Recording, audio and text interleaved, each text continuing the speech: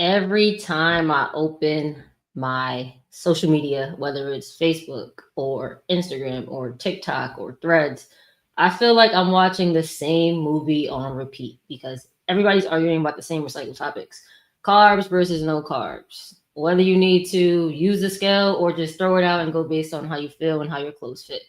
Then you have people arguing about if certain exercises are bad for certain body parts, like if squats are bad for your knees, deadlifts are bad for your back, or what type of training split you should do, or how many leg days you should be doing. And somewhere along the line, people are forgetting that the basics still work. The basics always have worked and always will work. You do not need to chase new things. You don't need to chase extreme measures in order to make progress on whatever goal it is that you're set out to achieve. You just need to understand what actually matters in the moment for you based on your circumstances, your situation, and your goals. So in this video, I'm going to break down the biggest fitness myths that you need to stop believing this year if you want to have a leaner and stronger physique. So let's get into it. First one, avoiding the scale is going to work best when you want to lose fat. And this is especially geared to the people who say things like, oh, I stopped weighing myself because it messes with my head, or it makes me feel a certain way. And I get it. The scale can make you feel certain types of ways. It can bring on a lot of emotions. But the realistic argument to that is if it's bringing on those emotions, then you should confront those emotions and not just put them on the back burner and throw away the scale.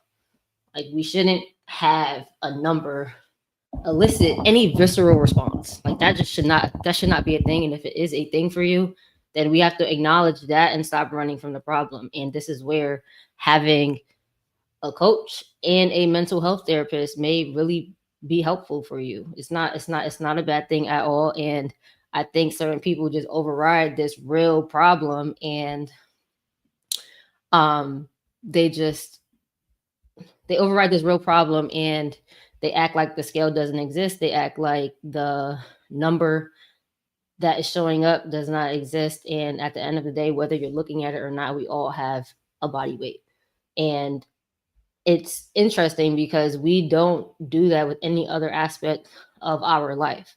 And I always talk about finances when it comes to this because everybody everybody's priority right now is finances, whether you think money is important or not. It's a necessity to live and live a certain type of lifestyle and live comfortably, right? So if you wanted to hit a certain financial goal, if you wanted to save a certain amount of money, you wouldn't avoid checking your bank account, even if your bank account made you feel like a bum, right? You would want to know what your financial standing is. You wouldn't just go through life and never check your balance just because that balance is not reflecting what you want it to reflect. You're going to look at it so that you gain the awareness of where you are and then put together an action plan in order to get more money, save more money, do whatever it is that you're looking to do with your financial status. And in that case, we view our balance in our bank account as data. And over time, we look at the trends to see if we are either saving money, spending too much money, pretty much maintaining what we have. When at the end of the month, our bills come out and we see how much is left over, maybe you're just staying the same month by month. You're still assessing the trends. We need to do the same thing with the scale. And part of that is going to come down to understanding exactly what the number on the scale represents, because it's not just a number that is representative of muscle and fat.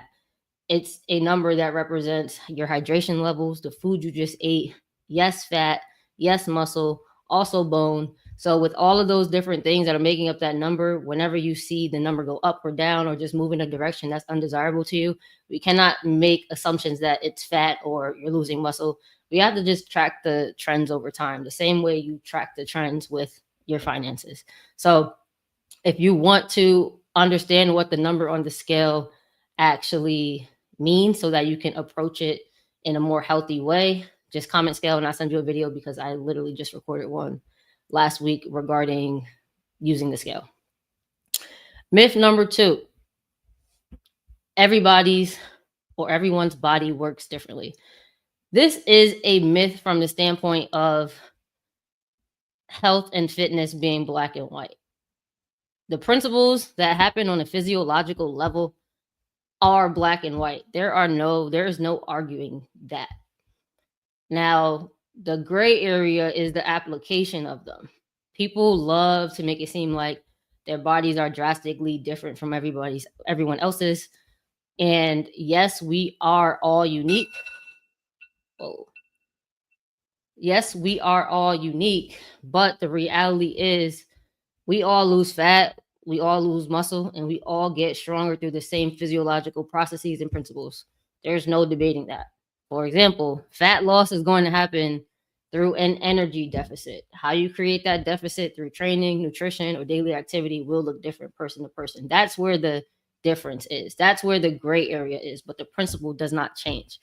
Yes, you may be a certain age, and I'm speaking of the situation of women specifically.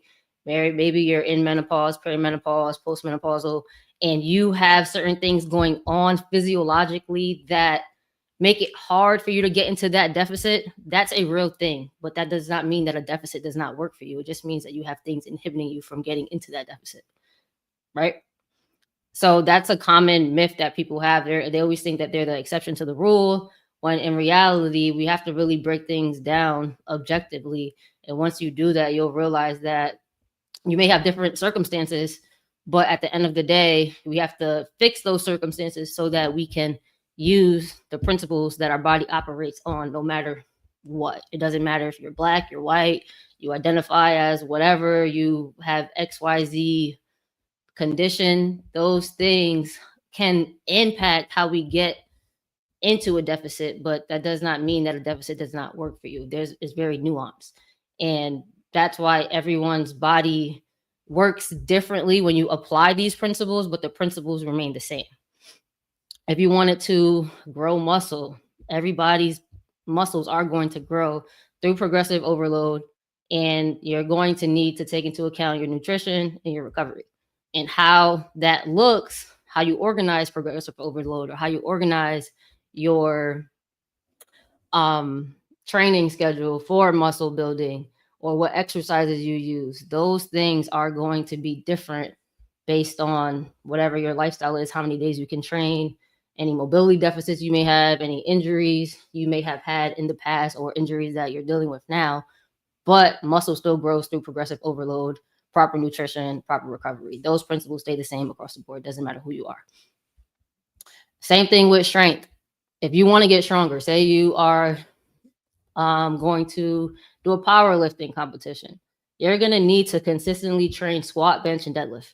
You have to account for your intensity, because when you go to that powerlifting competition, you are going to be required to squat, bench, and deadlift a weight that you can only lift for 1 rep. So that weight is going to be very heavy, and you need to prepare your body for that.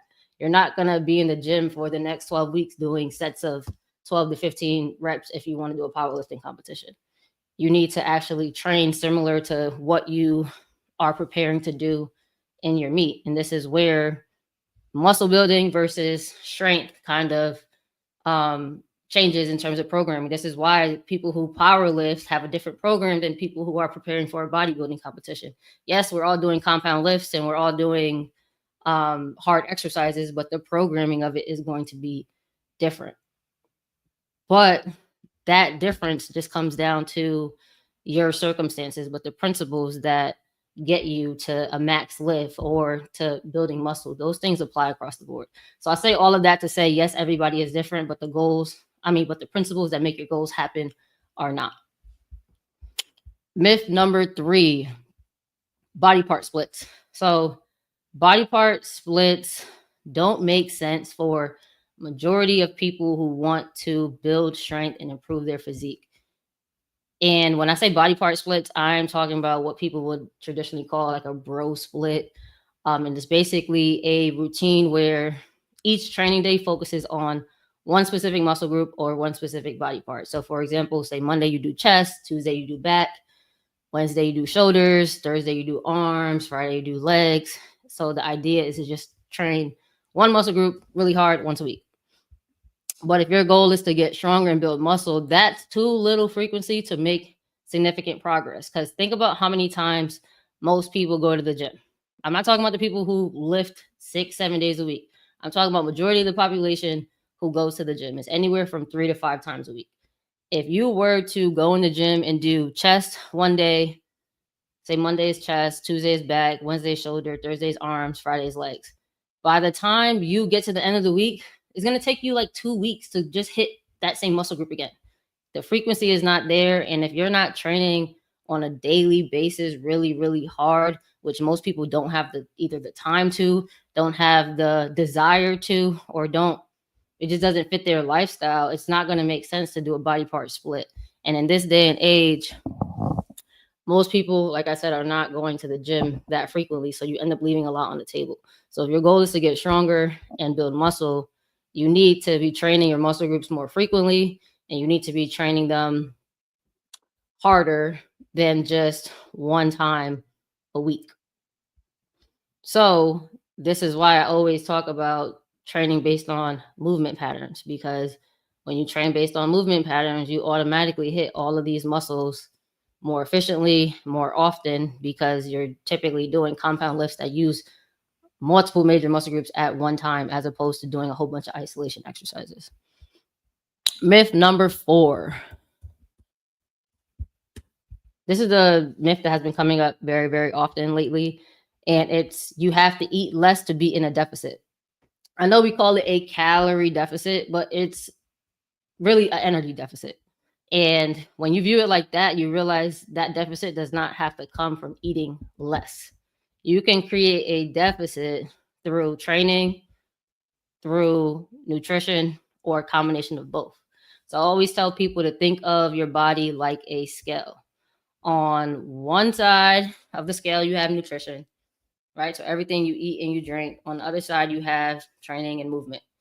And the training and movement is really all the ways that you burn energy throughout your day, whether it's from your structured workouts or whether it's from just being active throughout your day, going on walks, standing often, doing things like that.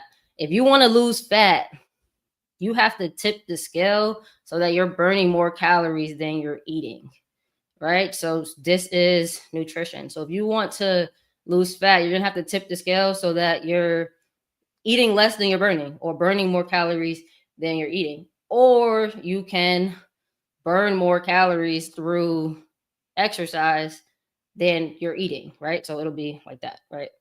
Or you can do both. So instead of trying to get into a 500 calorie deficit through your nutrition, you can get into a 250 calorie deficit through your nutrition and a 250 calorie deficit through your activity. That 250 and 250 gives you a 500 calorie deficit, and you can do that a lot easier than trying to just starve yourself. So I say all this to say sometimes you don't need to cut your calories further. You just need to increase how much you're moving, have better training sessions, have higher intensity in your sessions, and simply just move more, because it doesn't just come down to what you put into your body. You don't have to just starve yourself in order to see progress. So it would be more efficient, or I would say not even more efficient, but easier on your mental health, and you'll be feeling better if you could still eat a little bit more food and train a little bit more so that you can lose fat, keep your muscle, and feel good while doing it. So it's not just about creating a deficit through it's not just about creating the deficit through nutrition. Hold on. I got a pie baking and I don't want it to burn, so I'm gonna turn it off. I'll be right back.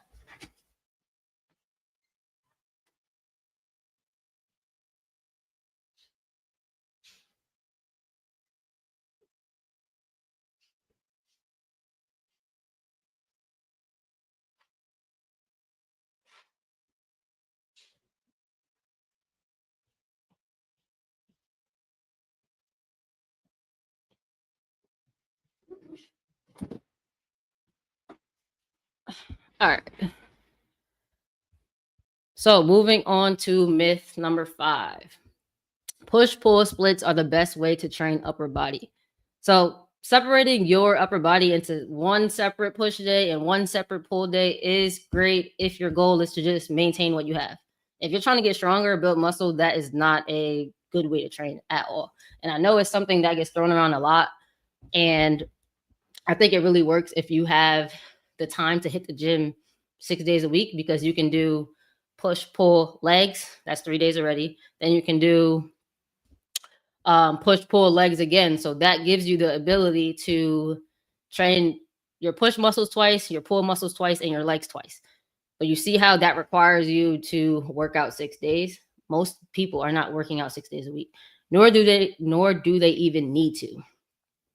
So if you're like the most people in the world who are busy, have responsibilities, but still want to be lean, still want to look strong, feel strong, be strong, you are training anywhere from 3 to 5 days a week, and you can still put on a significant amount of muscle and gain a significant amount of strength training 3 to 5 days a week. But it's not going to happen if you're just doing your push muscles one time and your pull muscles one time. You're just going to maintain what you have.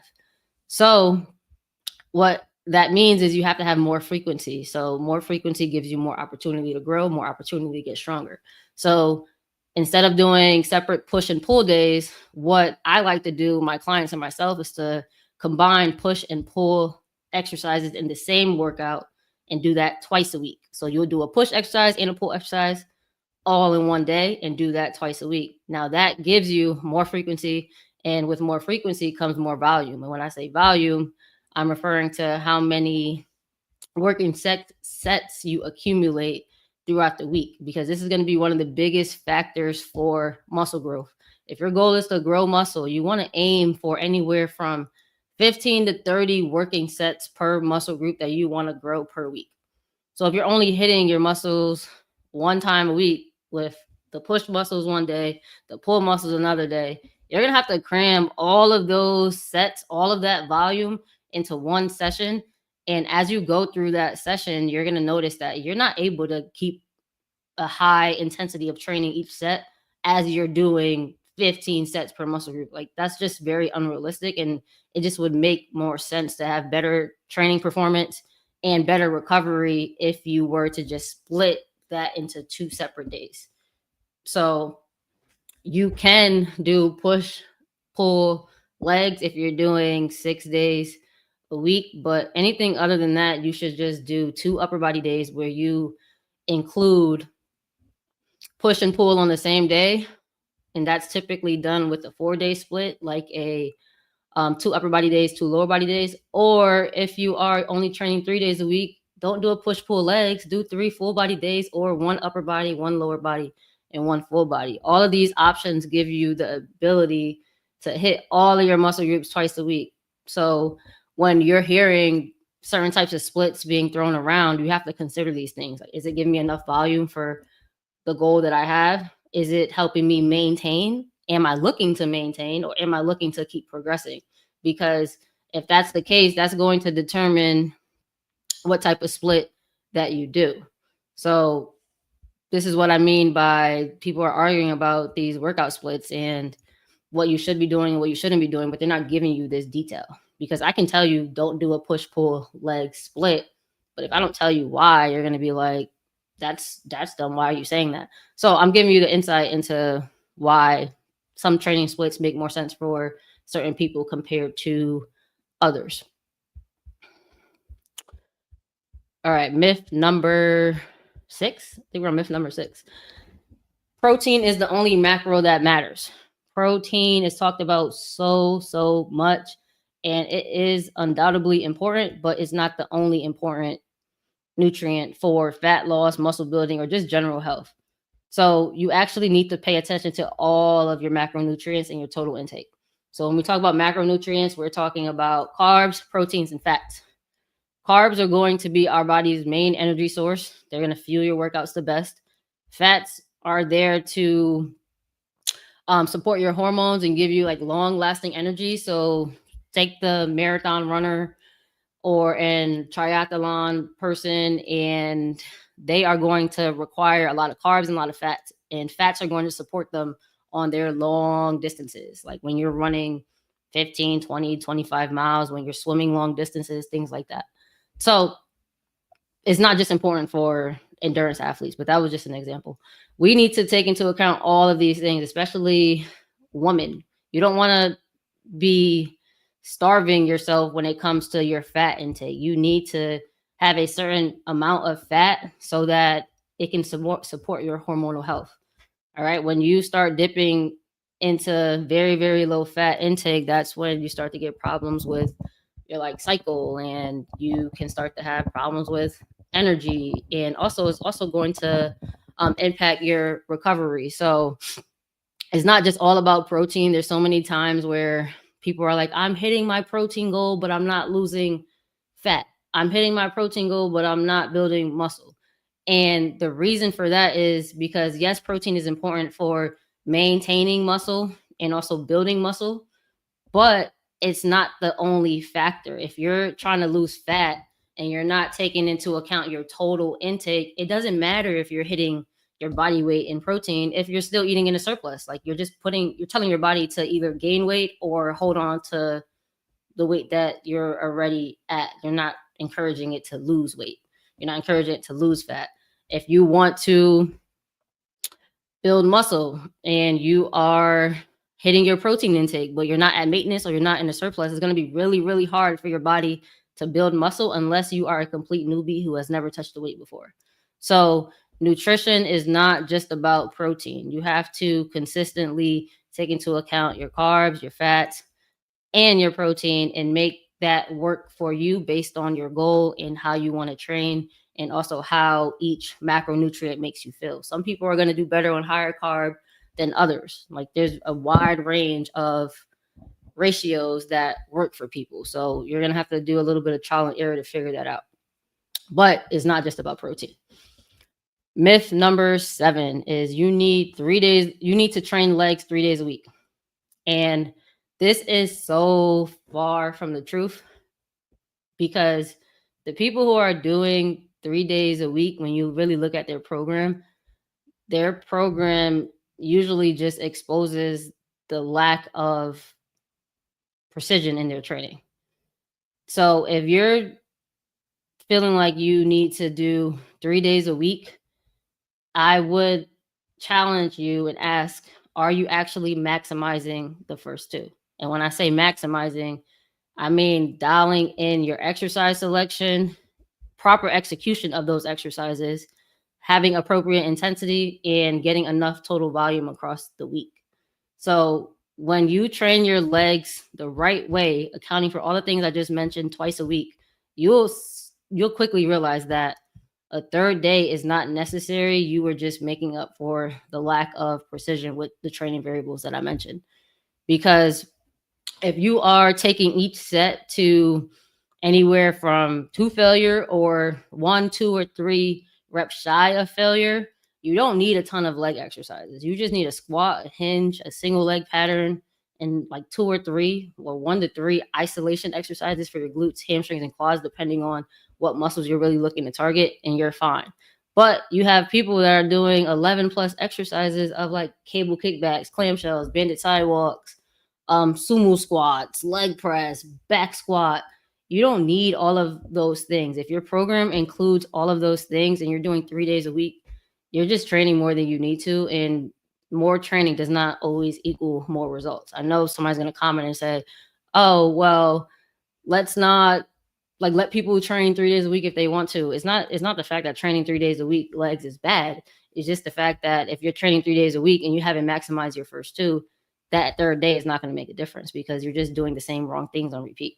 So training legs twice a week is more than enough. What you will realize is when you need a third day, it's because you need to spread that volume out across the week a lot more, because you need to get more volume in. So this is when you will see people who are preparing for like a bodybuilding show and they're trying to build muscle. They may actually need a third day because they have already maximized 2 days and their body is not going to respond to doing more in those 2 sessions. They need more work. But for the person who hasn't put on a significant amount of lower body muscle and isn't hitting like really high numbers on these deadlift, squats, and hip thrusts, you're not going to need 3 days a week to train. So your body will let you know when you need 3 days a week to train. Most people are going to do just fine with 2 days, really well structured, dialing in everything inside and outside of the gym.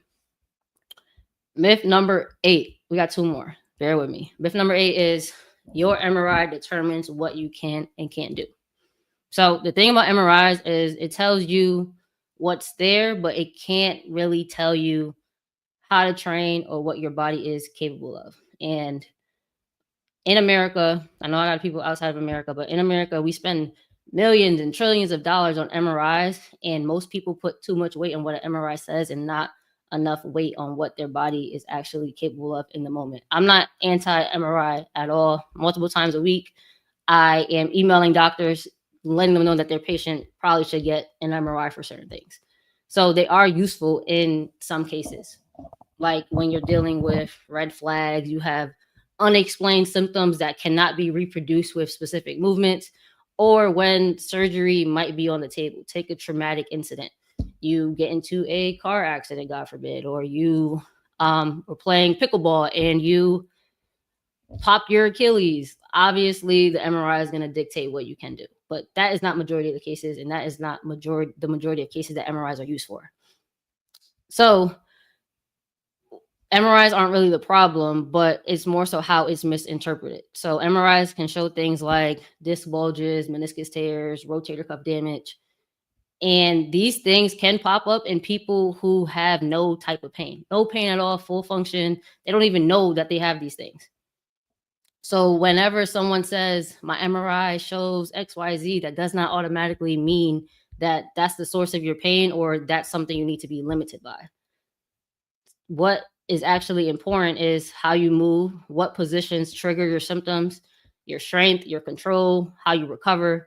And an MRI cannot show you that. So the movement that you can do is going to tell you more than a static image ever can. And in most cases, the best step forward when you have an MRI isn't really to obsess over what it shows. It's to just take it with a grain of salt and use those findings to use those findings to further help determine what's going on and whether you need to be a little bit more conservative or whether you need to just continue as you were, right? Plenty of people go to the doctor, the orthopedic, and they have knee pain, right? They have knee pain and they get an x-ray. All right, you're 40, you're 50, you're 60. Do you think that your knees are going to look the exact same way they did when you were 20? No, they're not. So with that being said, you're likely going to have some degenerative changes, which they may or may not call arthritis. You may have chondromalacia, which is just changes of the cartilage on the underside of your kneecap. You may have that. And if you get an MRI, you may have a meniscus tear that may or may not be the cause of your pain, because that meniscus tear could have been there before your pain even started. So that doesn't mean that you can't do squats, you can't do lunges, you can't do leg day anymore. It's more so just a finding that is more common as you get older. So at this current moment, 40% of my clients right now that are enrolled with me have meniscus tears. 40%. So 4 out of 10 of the people that I work with right now have meniscus tears.